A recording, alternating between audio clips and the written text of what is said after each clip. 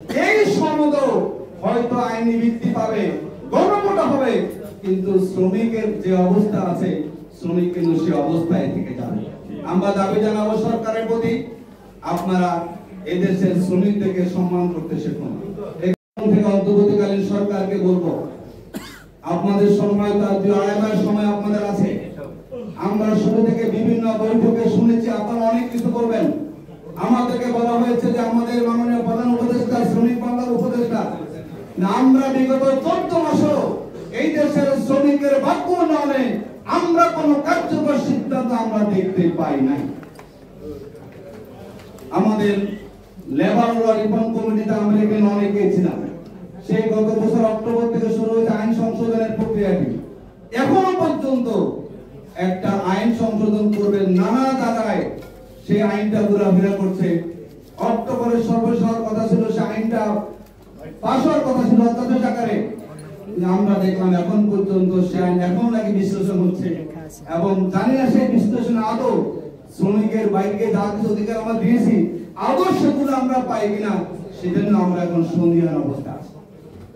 আমরা দাবি জানাবো খুব দ্রুত সময়ের ভিতরে যতটুকু আলাপ আলোচনা করে আমরা শ্রম আইন থেকে সংশোধন করার প্রস্তাবনা দিয়েছি, যাতে করে শ্রমিকের স্বার্থ অক্ষুণ্ণ রেখে অনতি বিলম্বে সেই শ্রম আইনের অধ্যাদেশটি সরকার প্রকাশ করেন।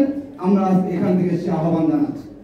সম্মানিত সাংবাদিক বন্ধুগণ, আপনারা জাতির বিবেক, আসলে আমাদের দুর্ভাগ্য হচ্ছে অনেক সংবাদপত্র আছে, ইলেকট্রনিক্স মিডিয়া, প্রিন্টিং মিডিয়া, যেখানে 7.5 কোটি শ্রমিকের বাক্য জড়িত।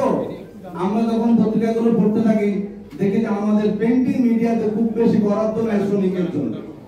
ইলেকট্রনিক্স মিডিয়া গুলো মে দিবস আসার আগ পর্যন্ত এই দেশের শ্রমিকরা কি খেয়ে আছে না খেয়ে আছে, শ্রমিকরা কতটুকু চিকিৎসা সুবিধা পাচ্ছে, তার সন্তানরা কতটুকু তারা শিক্ষা সুযোগ পাচ্ছে।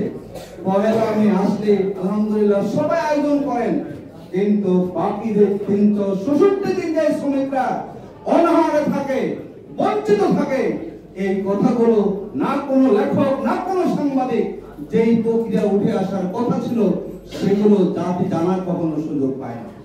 আমরা আজকের এই আলোচনা থেকে আমরা আহ্বান জানাবো, জুলাই সমাজে 84টি বিষয়ে আপনারা ঐক্যমত হয়েছেন। আমাদের এক ভাই বলেছেন, তিনি পুরোটা পড়ে বলেছেন মাত্র 2 জায়গায় লেখা আছে শ্রমিক শব্দটা।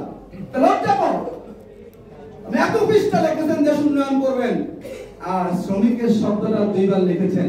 তার মানে হচ্ছে এই জুলাই সনদের আমরা যে বৈষম্য মুক্ত বাংলাদেশের কথা বলি, এই সনদ হয়তো আইনি ভিত্তি পাবে, গণভোট হবে, কিন্তু শ্রমিকের যে অবস্থা আছে শ্রমিক কিন্তু সে অবস্থায় থেকে যাবে। আমরা দাবি জানাবো সরকারের প্রতি, আপনারা এদেশের শ্রমিকদেরকে সম্মান করতে শিখুন।